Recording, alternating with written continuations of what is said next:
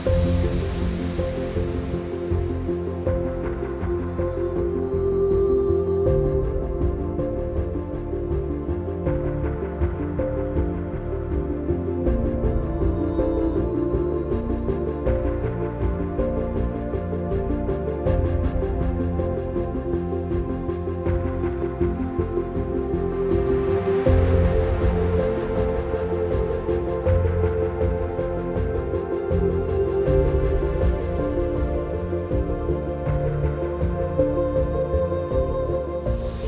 I have learned from challenges, life serves you challenges every time, and as an entrepreneur, most likely you're doing something where then where there are no defined road and template and formula, and so most of the time you're in uncharted territory. Okay. Correct. Apart from the curveballs that life serves you any which ways, just the fact that you're in uncharted territory, that poses its own set of questions, doubts, and challenges. What I've learned that perseverance is the perhaps most required temperament, skill that one needs, and unfortunately maybe sounds less cool and sexy, so we don't talk about the value of perseverance, but I think perseverance is what you require to overcome whatever that those challenges be. Okay. Yeah. So as an entrepreneur, I have come to develop a high threshold to take shit, and have developed that perseverance, or try to cultivate the perseverance to keep going, and when the going is tough.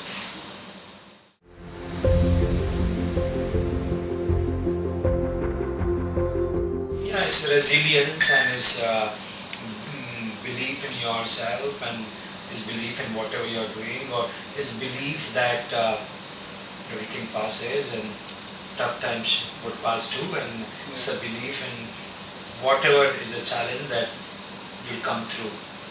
Yeah, and able to separate that challenge and detach yourself from that challenge, and take it as a sport, if you will.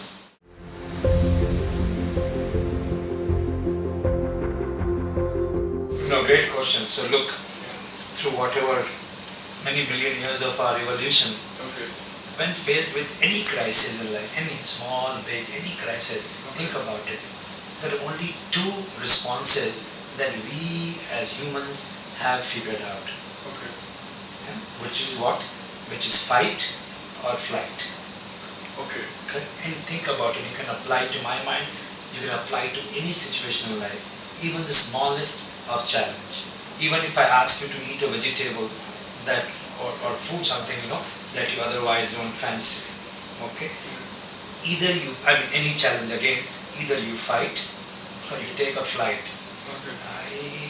I have always, when faced with challenge, I always ask myself, I'm running away or I'm staying put. Most of the time I stay put. That's very evident cycle. Most of the time I would love to stay put. It's not that you don't get knocked out, but like in boxing, right? Yeah. You don't lose when you get knocked out. Yeah. You lose when you don't get up. Yes. Yes, right? So, so I think fight or flight, and one should always ask, what is my response to this challenge? Am I fleeing, or am I developing a pair of lungs, or am I developing a strong heart, right? Yeah. Or wings, a pair of wings, yes. I think that's personally I think that's the way to look at any challenge. And backing yourself to fight it mostly serves you good. Yes. Sometimes fleeing is also a good answer if a koala bear is chasing you. Then I don't think fighting is a Good option. good option, right? But in most other situations, staying put is the point.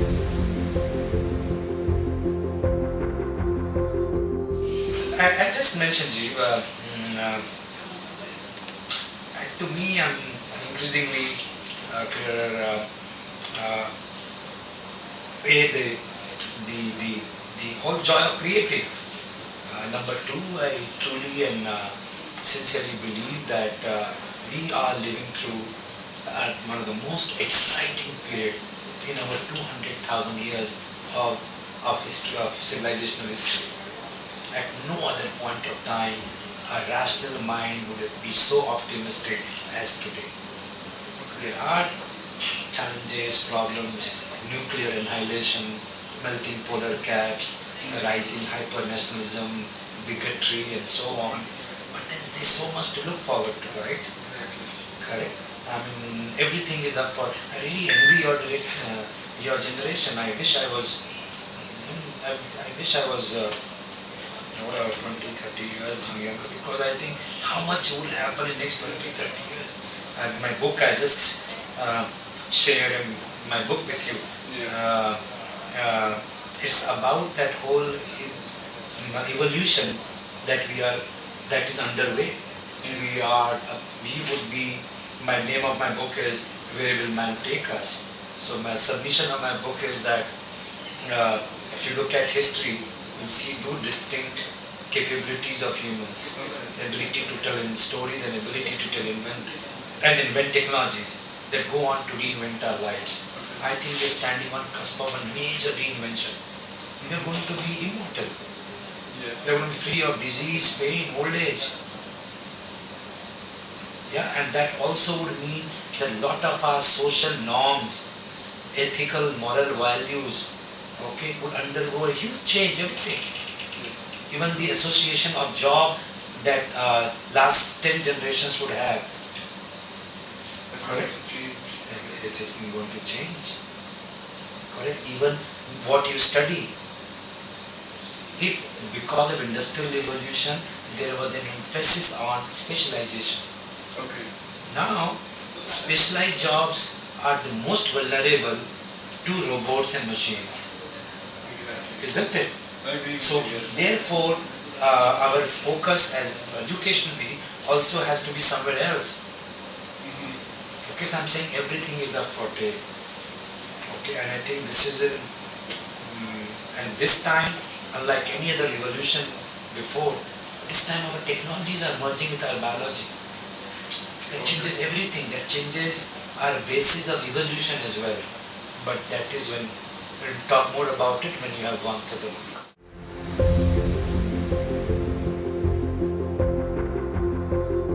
I don't have one role model, but yeah, you have so many role models, right? So many you get inspired by so many people, and you get struggling to suggest a particular name. I mean, of course, I dabble in poetry sometimes, and in Indian context, Gulzar would be. I wish I'm born Gulzar or I was born Gulzar, if you call that a role model. I've been always amazed by explorers and scientists and yes, but I don't think I've had one or two people that I would say I just put their pictures in my study room, in my bathroom, in my bedroom, and no, I don't think so. But yes, I have been inspired and touched and moved and learned and aspired to achieve some quality or some person here and there always. And there are role models in your friends group also. Yes. It's not only that somebody has to necessarily be very famous and successful, in that sense. Yeah. My father, otherwise outside of my father, has been my biggest inspiration and role model. I just think that he was the coolest person. And if I have to choose one, I would think it's my father.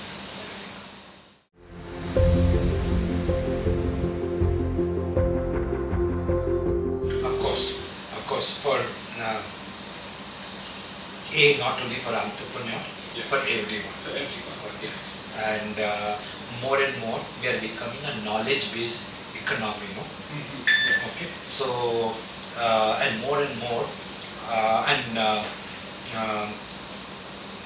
more and more everything is driven by technology, right? Yes. Every business is a software business today in some ways.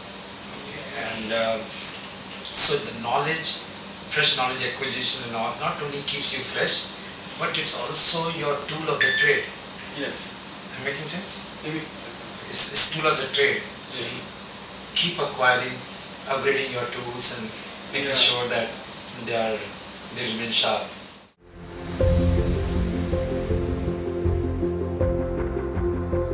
No, look, I don't have a formula, but I can share with you how I deal with it. Sure. So my first thing instinctively is to ask myself what the worst could happen. What the worst could happen.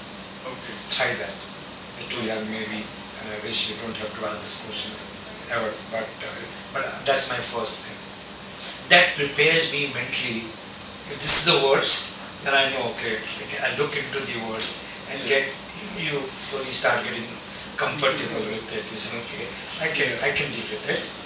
Then from there, that point onwards, once you have looked into the eyes of the worst, then you think anything that I do or could happen can only be better, right? Exactly. Okay. So personally, that gives me that kind of mostly lifts me up. That Yeah. makes sense, I first instinctive question I ask is, what's the worst? That could happen. Yeah. Then it doesn't seem as bad. Is that seen as bad? Mostly is the fear of something. Okay. How many times we die in life? Once. How many times we fear dying? Millions. Almost Every day. Correct. So once you have kind of looked into the eye of that fear, most of the time I see A, it melts away. B, you put whatever can go wrong in perspective. Third is that you can go and play that game freely. What will happen? I'll lose that game, right? Yeah. So my body's not locked up. Exactly. As I know it's a game, worse what will happen? I'll have a humiliating defeat. It's alright. So you come to terms with the worst and Worse and frees up your mind. Yeah, it frees up your mind and spirit, right? Yes. So of times the mental chatter also then kind of constrains our freedom Exactly. to react. Yeah.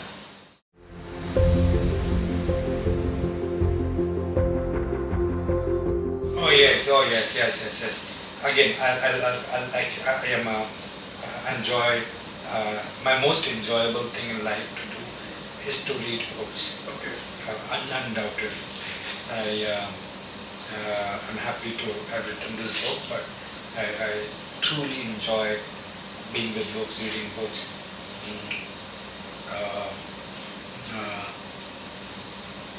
Look, I've been a big science fiction reader growing up. I was lucky to be reading Isaac Asimov, Arthur Clarke, Robert Heinlein, Douglas Adams, Okay. and then was lucky to see some of the stories and fiction imagination of theirs coming alive, right? Yeah. Most stories come alive. Most science fiction are today's science realities. I read widely, Jeev. I write my reading palette both on the fiction genre or the non-fiction genre. I read a lot of science technology. And I read philosophy, but it's wide. It's a wide palette of sorts. Most of the time, my reading habit would be 2, 3, 4 books at the same time. You've done that. For me, it's 2, 3, 4 books at the same time, reading it. So The parallel reading. Yeah. Because more normally they'll be on different things. So on business, any particular book that stands out. I've not been big in business books reading, I'll be honest. have to admit this, and self-help. Nothing wrong. There's nothing wrong with these books. Absolutely. And I don't think, and at least lately, at some point, I would have that motivation and to acquire, certain, understand business models and frameworks and how certain. But very late, I'll be honest, business books don't excite me. They don't excite me.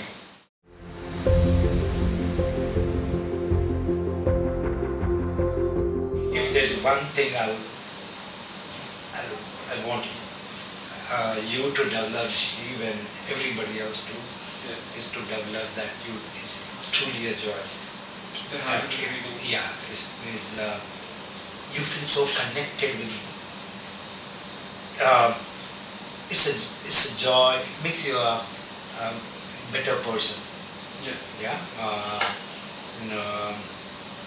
You just feel connected with everything that is out there, everything which is happening out there. Yeah. So reading is, without doubt in my mind, is a habit that should be instilled in people. I agree with you. Yeah, You need yeah. to start developing it. Yeah, no, you'll do that, but you learn so much, right? Knowledge, as you said, is Knowledge key. is key. You learn so much also. You learn so much that you didn't know. You validate so much that you always, same thoughts that you've been carrying through, you realize that, same doubts, same concerns, same insecurities people have of any, then you also learn through science or whatever, how does it work, and the philosophy of things. So it kind of gives, you feel connected therefore, right? You know what's happening, you know why things are happening the way it is. So you just feel connected with the magic of reality. There is a magic of reality, right? For sure. It's the biggest magic show out there, right? The magic of reality. It's the biggest magic show, right? The fact that we live and breathe and can have this conversation is a magic.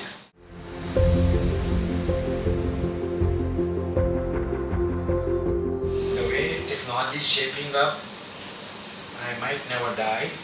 Wow. Okay. In 10 years, I might become 40 years younger.